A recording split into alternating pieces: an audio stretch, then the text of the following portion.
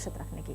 बहरहाल बढ़ते हैं अगली खबर की ओर। आज इनेलो में संपत सिंह शामिल होने वाले हैं, तो अभय चौटाला पार्टी में उन्हें शामिल करवाएंगे और प्रदेश अध्यक्ष रामपाल माजरा इस बीच वहां मौजूद रहने वाले। तो 2 नवंबर को संपत सिंह ने कांग्रेस छोड़ी थी और कांग्रेस एक परिवार की जागीर बनी है, ऐसा कहना है संपत सिंह का।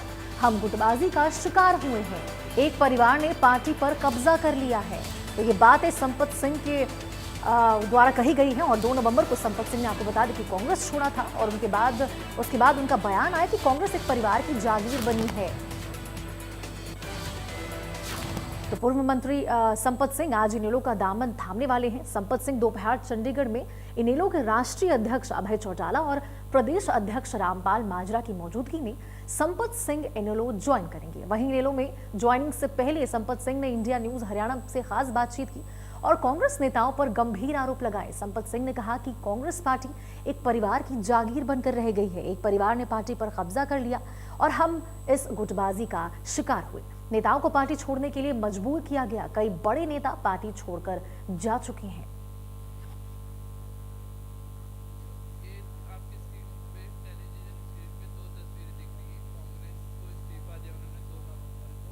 तो ये टेलीविजन स्क्रीन पर हम आपको 2 तस्वीरें दिखा रहे हैं जहां पे 2 नवंबर को उनका इस्तीफा कांग्रेस से आया और 5 नवंबर यानी आज वो ज्वाइन करने वाले हैं। इनेलो में उनकी ज्वाइनिंग है। तो ये 2 सीधे तस्वीरें आपको हम स्क्रीन पर दिखा रहे हैं जहां पे जब उन्होंने 2 नवंबर को कांग्रेस में इस्तीफा दिया था, ये पहली उसकी तस्वीर आपको बता रहे हैं। वहीं दूसरी तस्वीर जहां आज उनका इनेलो में ज्वाइनिंग होना है। तो आज इनेलो में संपत सिंह ज्वाइन होंगे। अब ग्राफिक्स के जरिए आपको समझाते हैं कि संपत सिंह के आरोप क्या है। मुझे सीमित करने की कोशिश की गई, कांग्रेस एक परिवार की जागीर बन गई है। तो ये बड़े आरोप जो संपत सिंह ने कांग्रेस पर लगाए हैं। उन्होंने कहा कि कांग्रेस में अनगिनत गुट बन गए हैं। तो कांग्रेस पार्टी छोड़ने के बाद संपत सिंह के बड़े आरोप, मुझे ग्रुपबाजी का शिकार बनाया गया। ये बड़े आरोप जो संपत सिंह ने कांग्रेस पर लगाए और उन्होंने वहां से इस्तीफा बता दें कि 2 नवंबर को दिया। 2024 में धन दौलत, उन्होंने कहा कि सैलजा से नजदीकियों के आरोप लगाए गए हैं। तो ये बड़े आरोप संपत सिंह के द्वारा कांग्रेस को बंधक बना लिया गया। उन्होंने कहा कि कांग्रेस एक घर परिवार की पार्टी बन गई है। तो ये आरोप जो संपत सिंह ने कांग्रेस पर लगाए, सबने इनको सीएम बनाने में मदद की है। बता दें कि 2 नवंबर को उन्होंने पार्टी से इस्तीफा दे दिया था और आज इनेलो में उनकी ज्वाइनिंग होने वाली है।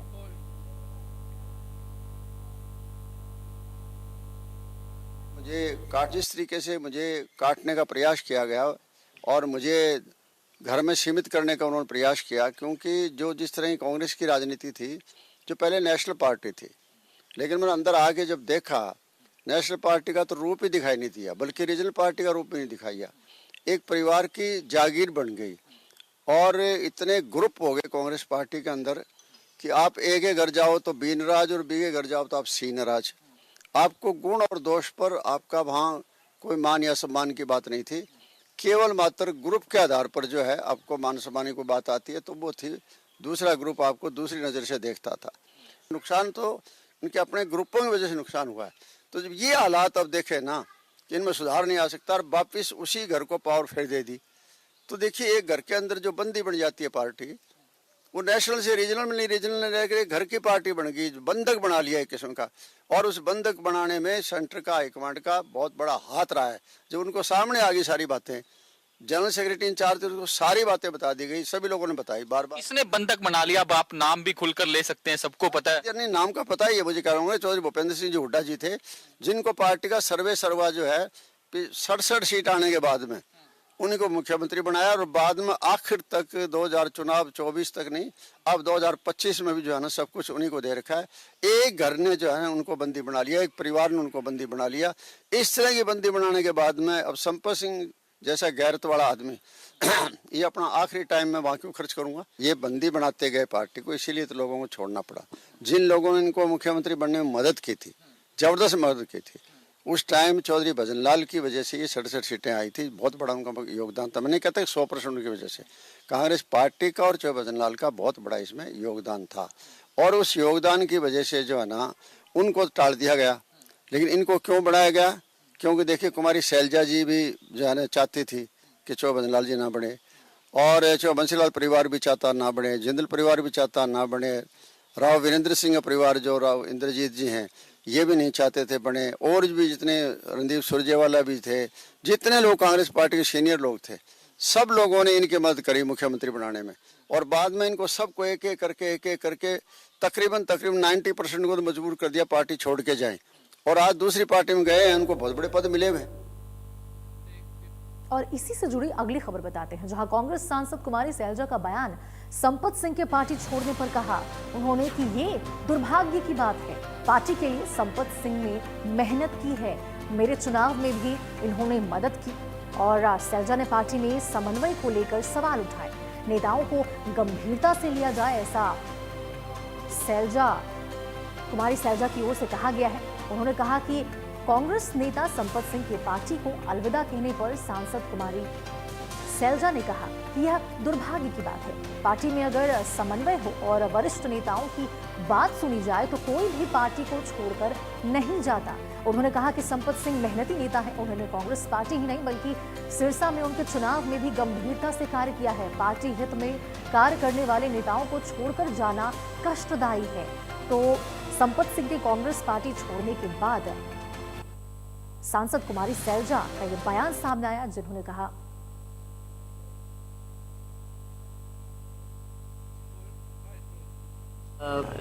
ये दुख की बात है और दुर्भाग्य की बात है। हमारे सीनियर नेता हमारे साथी हैं और उन्होंने बहुत मेहनत की भी है और लोगों में उनकी पहचान भी है। मेरे अपने चुनाव में उन्होंने मेरी मदद की, आए तो उन्होंने कई बातें रेस की हैं, हो सकता है उसका भी उनको नुकसान उठाना पड़ा हो। उन्होंने बहुत सी बातें पहले भी मीडिया में कही हैं, लेकिन मैं तो ये कहूँगी कि उन्होंने बहुत पार्टी में उनका अच्छा योगदान रहा है। अनेक जो सीनियर लीडर हैं कांग्रेस छोड़ चुके हैं, बात की जाए तो श्रुति चौधरी, किरण चौधरी, कुलदीप बिश्नोई, अशोक तंवर भी छोड़ गए थे। कईयों की बातें लगता है अभी कांग्रेस नुकसान पे नुकसान झेल रही है। देखो बात ये है कि मेरी अपनी सोच ये है कि जो पार्टी में होते हैं, पहले पार्टी में अगर अच्छा समन्वय हो और होना चाहिए, लेकिन कई बार उसको इतना गंभीरता से नहीं लिया गया पीछे और दूसरे लोगों को अंदर लाने का ज़्यादा प्रयास रहा। ये चीज़ें रही हैं, कई चीज़ें हैं इसमें। और बढ़ते हैं अगली खबर की ओर, जहां सीएम नायब सिंह सैनी ने किसानों को बड़ी राहत दी है। किसानों के बिजली बिल 6 महीने के लिए स्थगित कर दिए गए हैं। बाढ़ बारिश से प्रभावित किसानों को ये राहत दी गई है। तो प्रदेश के 7,10,000 कृषि उपभोक्ताओं को इससे सीधा लाभ देखने को मिलेगा। तो सीएम नायब सिंह सैनी की किसानों को बड़ी राहत। उन्होंने प्रदेश के 7,10,000 कृषि उपभोक्ताओं को सीधे लाभ पहुंचाए हैं।